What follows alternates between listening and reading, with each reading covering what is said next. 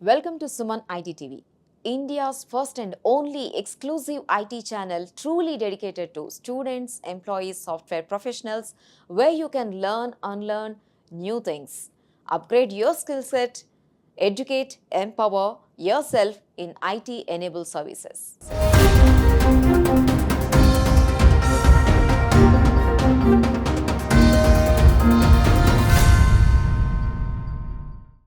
Welcome to Suman ITTV tech talks CEO series. ఈ CEO series లో భాగంగా మనం ఈ రోజు వెంకట రామరాజు గారితో ఉన్నాము. ఈయన great thoughts IT solutions private limited founder. Hello Ramaraju garu, ఎలా ఉన్నారు? హలో అండి, I'm good. How are you? I'm good, thank you so much. So ముందుగా మనం ఇంటర్వ్యూలోకి వెళ్లే ముందుగా అసలు మీ గురించి ఏంటి, అసలు ఈ జర్నీ ఈ కంపెనీ దాకా ఎలా వచ్చింది? Basically, I'm from rural background. So I started my career in 1999 as a faculty. Then I started, I moved from faculty to software engineer in 2004.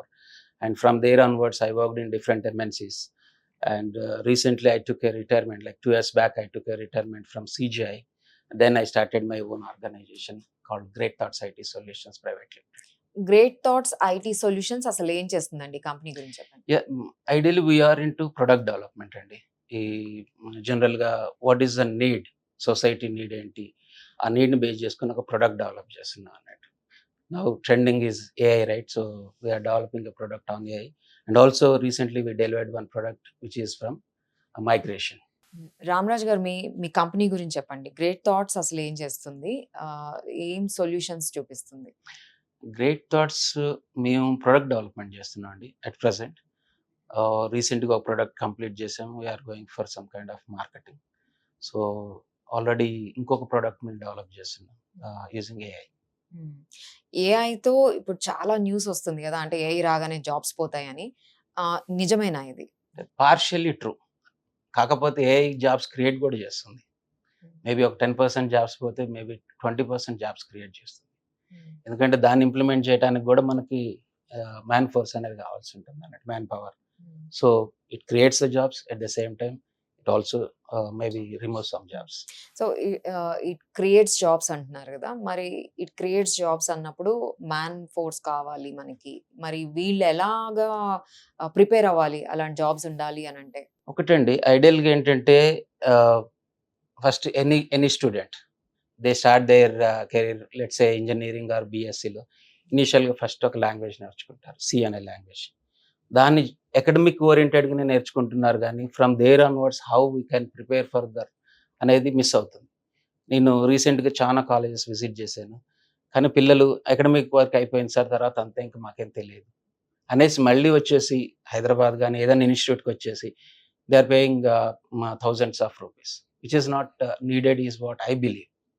Okay, దాంతో కొన్ని సెషన్స్ కండక్ట్ చేస్తున్నాం మేము, free sessions from as part of CSR from our organization. దాంతో అసలు where to start, when to start, how to start and where to end, ఈ concept మీద. అయితే ఇప్పుడు సపోజ్ ఫ్రెషర్స్ ఉన్నారు, జస్ట్ కాలేజ్ నుంచి బయటకు వచ్చారు. ఈ ఫ్రెషర్స్ కి జాబ్స్ రావాలి అని అంటే ఇప్పుడు కొత్త టెక్నాలజీస్ వస్తున్నాయి, వాళ్ళు ఎలా ప్రిపేర్ అయ్యి ఉండాలి అసలు? జనరల్గా ఏంటంటే నేను నా కెరీర్ 1999లో స్టార్ట్ చేశాను చెప్పా కదా. First base important. ఇప్పుడు ఏబిసిడి అనేది కంపల్సరీ ఒక లాంగ్వేజ్ నేర్చుకోవడానికి. ఆ ఏబిసిడి లేకుండా ఏం చేస్తున్నారంటే A to Z compulsory, ABCD కదా, ఏ టు జెడ్ అనేది కంపల్సరీ. ఏబిసిడి వరకు ఆపేసి నెక్స్ట్ ఇమీడియట్గా జాబ్కి ట్రై చేస్తున్నారు. ఈ డి టు జెడ్ అనేది మిస్ అవుతున్నారు. కాబట్టి నా సజెషన్ ఏంటంటే either to the parents or to the children, I mean students, first A to Z complete చేయండి. Then you need to understand what is A for apple, what B for ball. అక్కడి నుంచి start చేస్తే మీకు foundation strong ఉంటుంది. Foundation strong ఉంటే suppose C ఉంది, C నుంచి C++కి పెద్ద డిఫరెన్స్ ఏమి ఉండదు, C++ నుంచి జావాకి పెద్ద డిఫరెన్స్ ఉండదు. ఒకసారి మీకు ఆ కాన్సెప్ట్ అర్థమైందంటే మీకు any technology, you take any latest technology, they are build on top of them. So అది మిస్ అవుతుంది అనేది నా పర్సనల్ ఫీల్. మరి చాలా మంది పేరెంట్స్ ఐటీ బ్యాక్గ్రౌండ్ ఉండకపోయి ఉండొచ్చు, అప్పుడు వాళ్ళ పిల్లల కెరియర్ ని వీళ్ళు ఎలాగా షేప్ చేయాలంటారు? ఒకటండి, ఇప్పుడు యూట్యూబ్ ఇట్లాంటి మీలాంటి ఛానల్స్ వచ్చిన తర్వాత people like you are releasing lot of videos. ఆ వీడియోస్ చూస్తే సరిపోతుంది, వాళ్ళకి ఒక ఐడియా వస్తుంది. అది పేరెంట్స్ కానీ పిల్లలు కానీ ఆ బ్రెయిన్ ఫుడ్ అసలు ఏం నేర్చుకోవాలనేది ఒక 4 వీడియోస్ చూస్తే తెలిసిపోతుంది. వాళ్ళు వేరే ఎక్కడికి వెళ్ళాల్సిన అవసరం లేదు. ఇప్పుడు ప్రతి ఒక్కళ్ళు స్మార్ట్ ఫోన్ యూజ్ చేస్తున్నారు. ఆ smart phone will give you and the solution. Colleges అసలు ముందు స్టూడెంట్స్‌ని ప్రిపేర్ చేస్తున్నాయి. ఇప్పుడు ఐటీ జాబ్స్ ఎక్కువున్నాయి. మరి కాలేజెస్ స్టూడెంట్స్‌ని అసలు ఎలా ప్రిపేర్ చేయాలి? వెంటనే ఐటీ జాబ్స్ రావాలి అంటే? సో ఇప్పుడు కాలేజెస్‌లో ఏం చేస్తున్నారంటే first year, second year, third year, fourth year 4 years engineering తీసుకుంటే. లేదు ఈ బీఎస్సీ గాని, బీకామ్ గాని ఏదైనా తీసుకున్నా 3 ఇయర్స్ ఉంటుంది. ఈ స్టూడెంట్‌కి 3 ఇయర్స్ టైమ్ ఉంటుంది. అంటే వెరీ బిగ్ పీరియడ్. అంటే లెట్స్ సే 10 మంత్స్ యూజ్ చేసుకుందాం. 10 మంత్స్‌లో పర్ డే 1 అవర్ స్పెండ్ చేయండి టెక్నాలజీ మీద. ఆ 1 అవర్ కంపేర్ చేసుకుంటూ వెళ్తుంటే పర్ డే 1 అవర్ అంటే almost around 300 hours per year. So 3 years అయిపోతే అరౌండ్ 900. ఇంజినీరింగ్ అయితే 1200 అవర్స్. 1200 అవర్స్ అనేది excellent time to shape up there skill. At the same time colleges కూడా ఇప్పుడు రీసెంట్‌గా మమ్మల్ని పిలుస్తున్నారు. టెక్నాలజీ ఎక్స్‌పర్ట్స్‌ని పిలుస్తున్నారు. ఏంటి ఇండస్ట్రీ అండ్ ఇన్‌స్టిట్యూషన్ ఈ రెండిటికి మ్యాచ్ చేయటానికి. అది సెకండ్ ఇయర్ నుంచి స్టార్ట్ చేయాలి. Not at fourth year. Second year. Okay. Second year నుంచే స్టార్ట్ చేయాలి. ఫస్ట్ ఇయర్ ఎట్లాగో వాళ్ళు జాలీ మూడ్‌లో ఉంటారు స్టూడెంట్స్. ఇంటర్మీడియట్ నుంచి రాగానే ఫస్ట్ ఇయర్ స్టార్ట్ అవుతుంది. ఫస్ట్ ఇయర్ జాలీ మూడ్‌లో ఉంటారు. ఇక సెకండ్ ఇయర్ నుంచి వాళ్ళకి ఒక ఐడియా వస్తుందండి. ఒక లాంగ్వేజ్ నేర్చుకొని ఉంటారు ఆల్రెడీ ఫస్ట్ ఇయర్‌లో. అక్కడి నుంచి నెక్స్ట్ అప్‌గ్రేడ్ కావాలి. అప్ స్కిల్ అనొచ్చు, అప్‌గ్రేడ్ కావచ్చు. వీటిలో స్కిల్‌ని డెవలప్ చేసుకుంటూ వెళ్తే getting the job is not so difficult. మీరే ఇందాక అన్నారు మీరు కూడా రూరల్ ఏరియా నుంచి వచ్చారు Yes. అని. బట్ ఆ ఎక్స్‌పీరియన్స్ అయిపోయిన తర్వాత మీ లైఫ్‌లో ఇప్పుడు రూరల్ ఏరియా నుంచి వచ్చే స్టూడెంట్స్‌కి మీరిచ్చే సజెషన్ ఏంటి? వాళ్ళు ఎలా రెడీ ఉండాలి మార్కెట్‌లో జాబ్స్ ఒకటండి ఎక్సలెంట్ క్వెషన్. సో ఇప్పుడు నేను రూరల్ బ్యాక్‌గ్రౌండ్ నుంచి వచ్చాను. నాకొక డ్రీమ్ ఉంది. నాకొక బిగ్ కార్ కావాలి. అప్పుడు నాకు తెలియదు బిగ్ కార్ అంటే ఇది హోండా సిటీనా, ఐకానా ఇవేం నాకు తెలియదు. ఒక పెద్ద కార్ కావాలి అంతే. ఆ కార్ కొనుక్కోవడానికి నేనేం చేయాలి? దాన్ని బేస్ చేసుకొని నేను టెక్నాలజీ డెవలప్ అవుతూ వచ్చాను. నాకు మా పేరెంట్స్ అంతా కూడా government jobs. Teacher side.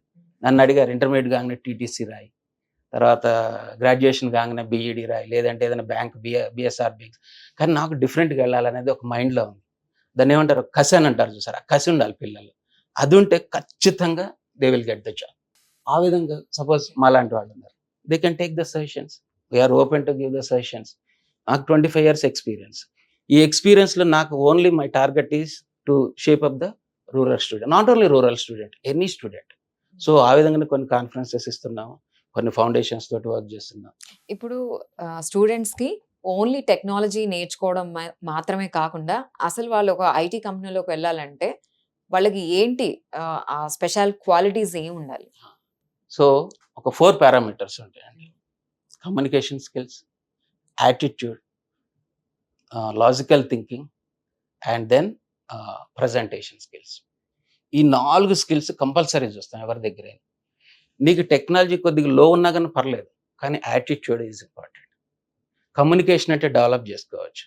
Technology develop చేసుకోవచ్చు. తర్వాత ప్రజెంటేషన్ స్కిల్ డెవలప్ చేసుకోవచ్చు. కానీ attitude is the biggest thing which we see always. ఆ యాటిట్యూడ్‌ని బేస్ చేసుకొనే మేము జాబ్ ఇవ్వాలా వద్దనేది డిసైడ్ అవుతాం అన్నట్టు. So what is that attitude? Can you give me any example? Attitude అంటే ఇప్పుడు మనం సపోజ్ రీసెంట్‌గా ఇంటర్వ్యూస్‌కి వెళ్తుంటా. కొంతమంది పిల్లలు అటు ఇటు చూసుకుంటూ చెప్తుంటారు సమాధానం. ఐ టు ఐ కాంటాక్ట్ ఉండదు. ప్లస్ సపోజ్ మనం ఏ అని అడిగితే ఆ ఏకే సమాధానం చెప్పాలి. ఏబీసీడీ మొత్తం చెప్పేస్తారు. అది ఐ డోంట్ బిలీవ్. ఇంకొకటి వచ్చేసి ఐటీ అనగానే ఫస్ట్ ఆఫ్ ఆల్ యూఎస్‌కి వెళ్ళిపోతాం ఈ జాబ్ తీసుకుంటే అని ఐటీలోకి రావాలి అనుకుంటారు. బట్ అసలు ఐటీలోకి రావాలంటేనే అతనికి ఒక క్వాలిటీ అనేది ఉండాలి కదా! ఆ Yes. క్వాలిటీ ఏంటి? ఒకటండి ఇప్పుడు జనరల్‌గా ఇప్పుడు ప్రెజెంట్ ఏంటంటే మీరు ఫార్మర్ పిల్లలా, లేదంటే కాంట్రాక్టర్ పిల్లలా, లేదంటే ఇండస్ట్రియలిస్ట్ పిల్లలా, లేదంటే ఐటీ ఎంప్లాయీ పిల్లలా ఇదేం సంబంధం లేదు. మావాడు యూఎస్‌లో ఉన్నాడా లేదా? ఈ పిల్లలు కూడా అదే చూస్తారు. వాళ్ళకి ఇక్కడ they got very good life and they can explore themself. అంటే ఒక కొత్త ఇన్నోవేషన్స్. రీసెంట్‌గా ఒక 2023ది రిపోర్ట్ చూసా. దాంట్లో ఏంటంటే ఈ ఇన్నోవేషన్స్, స్టార్టప్స్ అనేవి 77,000 in US. వేరాజ్ in India 17,000. Comparison చూడండి. ఆ 77,000లో మన కాంట్రిబ్యూషన్ ఎంత? ఇక్కడి నుంచి వెళ్ళే పిల్లలు ఎంతమంది? ఇప్పుడు రీసెంట్‌గా చాలా మంది పిల్లలు మాకు తెలిసిన వాళ్ళు, మా బ్రదర్ వాళ్ళమ్మ ఇట్లా చాలా మంది యూఎస్ వెళ్ళారు. ఇక్కడ జాబ్ వదిలేసి ఎంఎస్ కని వెళ్ళేసి అక్కడ జాబ్ కోసం ట్రై చేస్తున్నారు. లాస్ట్ 6 months నుంచి they are trying. They are not getting the job. Versus here they already got the job. They can happily do the job and they can be close to their parents, right? So అది miss అవుతున్నారు. ఏదో సాధించాలి, ఇంకోటి ఏదో చేయాలి, but అవసరం లేదు. ఇక్కడుండే ఎన్నో సాధించవచ్చు. సుందర్ పిచాయ్ ఇక్కడి నుంచి వెళ్ళిన వాడే కదా, సత్యనారాయణలు ఇక్కడి నుంచి వెళ్ళిన వాడే కదా. యాహ్! బావుంది. చెప్తున్నారు. బట్ ఇంకా స్టిల్ ఎందుకని డాలర్ దీని వెనకాల పడుతూ అక్కడికి వెళ్తున్నారు? అయినా ఇక్కడ మరి అంత సాలరీ రావట్లేదంటారా ఇండియాలో? సాలరీస్ ఎక్సలెంట్ సాలరీస్ ఉన్నాయి. హ్మ్. ఒకటి సాలరీ కూడా ఒక 2 years ఎక్స్పీరియన్స్ ఏమంటారు సాఫ్ట్వేర్ ఇంజనీర్కి 4 lakhs సాలరీ ఉంది, 20 lakhs సాలరీ కూడా ఉంది. అది ప్యూర్లీ స్కిల్ బేస్డ్. మీరు ఆ స్కిల్ చూపించగలిగితే 100% you will get the salary, 20 lakhs salary. Fresher, my brother's son, he is getting 34 lakhs package and he just got 1 year experience. So 34 lakhs కంటే ఎక్కువ సంపాదిస్తారంట యూఎస్లో. చిన్న ఎగ్జాంపుల్ చేత సపోజ్ ఈ ఫ్రెషర్కి వెళ్ళిన వాళ్ళు జాయిన్ అవుతారు, ఏదో కష్టపడి జాయిన్ అవుతుంటారు. వాళ్ళకి ఎంత హార్డ్లీ ఒక $5,000 after tax around $3,000. 3,000 into 80, how much it will be? 2,40,000 or 2,50,000. Whereas 34 lakhs, how much he is getting? Around more than 3 lakhs. అక్కడ ఎవరు ఎక్కువ ఎర్న్ చేస్తున్నారు? ప్లస్ వాళ్ళు ఒకసారి ట్రావెల్ చేయాలంటే ఒక ఫ్లైట్ టికెట్స్, ఫ్లైట్ ఛార్జెస్ తీసుకోండి, ఎంత ఖర్చు అవుతుంది? ఇదన్నీ కంపేర్ చేసుకుంటే ఇంకొకటి రీసెంట్ కోవిడ్ సిచ్యువేషన్ వచ్చింది కదా. ఈ కోవిడ్ సిచ్యువేషన్లో నాకు తెలిసినటువంటి అంటే ఫ్రెండ్ సర్కిల్లో అరౌండ్ 60+ years ఉన్న పేరెంట్స్ ఉన్నారు. వాళ్ళ పిల్లలు వచ్చేసి యూఎస్లో ఉన్నారు. ఇక్కడ వాళ్ళకి కోవిడ్ వచ్చింది. ఇక్కడ వీళ్ళ టెన్షన్, అక్కడ వాళ్ళ టెన్షన్. వాళ్ళకి ఎవరు సర్వీస్ చేయాలి? సో అట్లాంటి సిచ్యువేషన్స్ ఉంటాయి. ఖచ్చితంగా పేరెంట్స్ చాలా మిస్ అవుతున్నారు. నేను రీసెంట్గా ఎంతమంది పేరెంట్స్ తోటి మాట్లాడినా ఇదే అంటున్నారు, we're missing that. So you can earn a lot staying in India itself, no need to go any country. That's my opinion. అయితే ఇండియాలో రెసెషన్‌కి, అబ్రాడ్‌లో రెసెషన్‌కి ఏమైనా డిఫరెన్స్ ఉందా? ఎస్. డిఫరెన్స్ అంటే జనరల్గా అక్కడ నేను చెప్పా కదా, ఇప్పుడు మీకు ఈ స్టార్టప్స్ 77,000 స్టార్టప్స్ 1 yearలో నేను చెప్పింది. 77,000 స్టార్టప్స్ జనరల్గా ఏంటో ఒక ఐడియా తోటి వెళ్తారు స్టార్టప్. అది సక్సెస్ కావచ్చు, ఫెయిల్ కావచ్చు. సపోజ్ ఒక 100 స్టార్టప్స్ అంటే ఒక 100 ఐడియాస్ ఇంప్లిమెంట్ చేస్తే the success percentage is only 3%. మీరు ఏ స్టాటిస్టిక్స్ చూసుకున్నా కానీ 3%. అంటే 97% ఫెయిల్యూరే కదా. అంటే 97% ఎంప్లాయ్మెంట్ ఈస్ కమింగ్ అవుట్. అంటే ఇప్పుడు ఈ 77,000 తీసుకుంటే ఎంత పర్సెంటేజ్ బయటకు వస్తుంది చూడండి. అదే ఇండియాలో 17,000 తీసుకుంటే ఎంత పర్సెంటేజ్ వస్తుంది బయటికి? ప్లస్ అవుట్ సోర్సింగ్ మ్యాక్సిమం మనకి మ్యాక్సిమం అవుట్ సోర్సింగ్. మన ఓన్ ప్రొడక్ట్స్ అన్ని చాలా తక్కువ. అవుట్ సోర్సింగ్ అంటే కంపల్సరీ సర్వీస్ బేస్డ్ ఉంటుంది. సపోజ్ ఒక టెలికామ్ ఇండస్ట్రీ తీసుకోండి, లేదంటే ఒక బ్యాంకింగ్ ఇండస్ట్రీ తీసుకోండి, లేదంటే ఇట్లా హెల్త్ కేర్ ఇండస్ట్రీ తీసుకోండి. ఇవన్నీ కంపల్సరీస్. టెలికామ్ అనేది కంపల్సరీ రన్ కావాలి, health care compulsory, education compulsory, ఇట్లా బ్యాంకింగ్ కంపల్సరీ. ఈ సర్వీసెస్ కంపల్సరీ ప్రొవైడ్ చేయాలి. కాబట్టి మనకి ఇండియాలో ఆ రేషియో అనేది చాలా తక్కువ ఉంది కంపేర్ విత్. ఇప్పుడు ఏఐ గురించి మాట్లాడుకుంటున్నాం కదా, చాలా ఇంట్రెస్టింగ్‌గా ఏమన్నా అనిపించిందా ఈ మధ్య కాలంలో ఏఐని యూజ్ చేసి ఈ టెక్నాలజీతో ఏదైనా? అంటే ఒకటండి, కొన్ని ఏమంటారు అపోహలు అయితే ఉన్నాయి. అంటే ఇప్పుడు కాల్ సెంటర్ జాబ్స్ ఇలాంటివి ఏఐ తోటి పోతాయని. కానీ నేను రీసెంట్గా ఈ చాట్ బాట్ ఇట్లాంటి కొన్ని వచ్చాయి కదా ఏఐలో. So I try to fail them. నాకు ఆన్సర్ తెలుసు కానీ ఒక డిఫరెంట్ దీంట్లో ఇచ్చేసాను. So AI failed.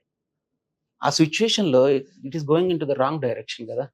సో మనకేంటి ఏఐలో సపోజ్ ఒక సెట్ ఆఫ్ ఒక చిన్న ఎగ్జాంపుల్ చేద్దాం. వాట్ ఈస్ యువర్ నేమ్ అని చిన్న ఎగ్జాంపుల్.